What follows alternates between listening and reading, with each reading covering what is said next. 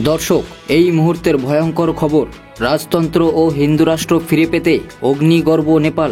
ভয়াবহ অবস্থা, সেনা নামিয়েও সামলানো যাচ্ছে না ওখানকার পরিস্থিতি। বাম অপশাসনের নাজেহাল জনতা ফেরত চাইছে তাদের হিন্দু রাজাকে। গোটা পৃথিবী জুড়ে নানা বিপদে হিন্দুরা, তাই হিন্দু ঐক্যের বার্তা ভারত ছাড়িয়ে পৌঁছে গিয়েছে নেপালেও। দেশে রাজতন্ত্র ও হিন্দু সংবিধান কায়েম করতে সংগ্রামে নেমেছে নেপালের সনাতনীরা।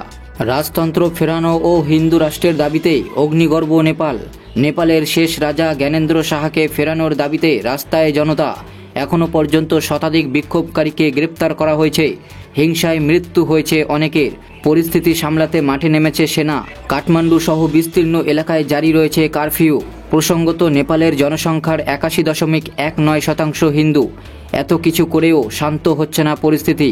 কিছু কিছু জায়গায় কারফিউ শিথিল হলেও এখনও ধিক ধিক করে আগুন জ্বলছে সর্বত্র। নেপালের বামপন্থী দলগুলির অফিসেও ভাঙচুর চালিয়েছে উত্তেজিত জনতা। রাজনৈতিক দলগুলির স্বেচ্ছাচারিতায় গণতন্ত্র থেকে ভরসাই উঠে গিয়েছে নেপালি জনতার। তাই হিন্দু রাষ্ট্র ঘোষণার পাশাপাশি রাজতন্ত্রই আস্থা রাখছে নেপালের একাংশ জনতা।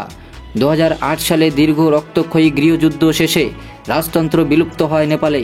এরপর থেকে নেপালি কংগ্রেস ও কমিউনিস্ট দলগুলি বিভিন্ন সময়ে নেপাল চালিয়েছে। বর্তমানে নেপালের প্রধানমন্ত্রী কেপি শর্মা ওলি বামপন্থী, অন্যদিকে বিরোধী দলনেতা পুষ্প কমল দাহাল বামপন্থী দলেরই।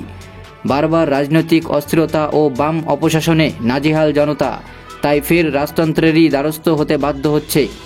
উত্তরপ্রদেশের মুখ্যমন্ত্রী যোগী আদিত্যনাথ নেপালের সনাতনী গরিমা পুনরুদ্ধারের বহুবার আওয়াজ তুলেছেন। তাই এই আন্দোলনে পোস্টারের জায়গা করে নিয়েছে যোগী আদিত্যনাথও। সারা বিশ্বে অস্তিত্ব রক্ষার সংগ্রামে নেমেছে হিন্দুরা। সনাতনীরা লড়ছে বাংলাদেশে, সনাতনীরা লড়ছে নেপালে, লড়ছে যোগেশচন্দ্র ও মোথাবাড়িতেও। এক বৃহত্তর বিশ্বব্যাপী হিন্দু জাগরণের সাক্ষী থাকছে গোটা দুনিয়া। যেখানে ভারতবর্ষে হিন্দু যারা রয়েছেন, যেভাবে সনাতনীরা তারা যেভাবে গর্জে উঠছেন এবং হিন্দু রাষ্ট্রের প্রতিষ্ঠার দাবিতে বারবার তারা ঝাঁপিয়ে পড়ছে, বলা যায় একই ছবি কিন্তু আমরা নেপালেও দেখতে পাচ্ছি।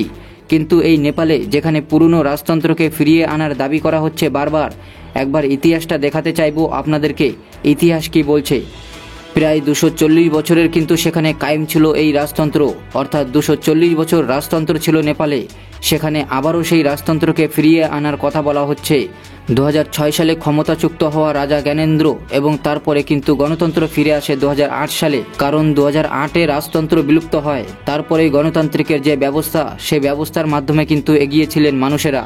এরপরেই আসে ধর্মনিরপেক্ষতা এবং তারপর কি হলো, সেখানে দেখা যাচ্ছে যে একের পর এক ধর্মনিরপেক্ষ গণতান্ত্রিক হয় নেপাল। এরপর ঠিক 2015 ধর্মনিরপেক্ষ সংবিধান মূলমোদন হয়, অর্থাৎ অনুমোদিত হয় নেপালে। এবং তার পরবর্তী সময়ে কি হচ্ছে, সংবিধান তো অনুমোদন প্রাপ্ত হলো, এরপর পরবর্তী সময়ে সেখানে একের পর এক যেভাবে বিষয়গুলি সামনে আসে, সেখানে কিন্তু গণতন্ত্রে স্থাপিত হয় এবং গণতন্ত্র প্রতিষ্ঠাতা পায়। কিন্তু এবার আবারও হিন্দু রাষ্ট্র প্রতিষ্ঠার দাবি নিয়ে যেমন জোরালো করা হচ্ছে নেপালে, একই সঙ্গে সেই পুরনো রাজতন্ত্রকে আরও একবার ফিরিয়ে আনার জন্য একেবারে অগ্নিগর্ভ পরিস্থিতি নেপালে। এরই পাশাপাশি আপনাদেরকে দেখাতে চাইব ঠিক সেখানে শতকরার দিক থেকে কত ধর্মীয়, অর্থাৎ কোন কোন ধর্মের কত শতাংশ মানুষ বসবাস করেন।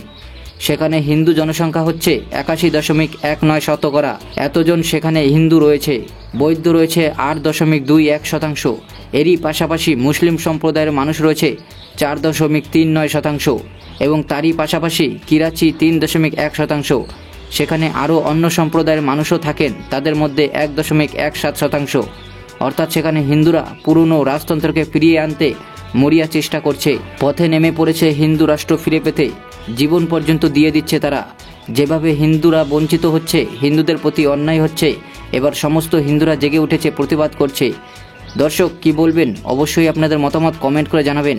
ভিডিওটিতে একটি লাইক দেবেন, চ্যানেলটিকে সাবস্ক্রাইব করবেন।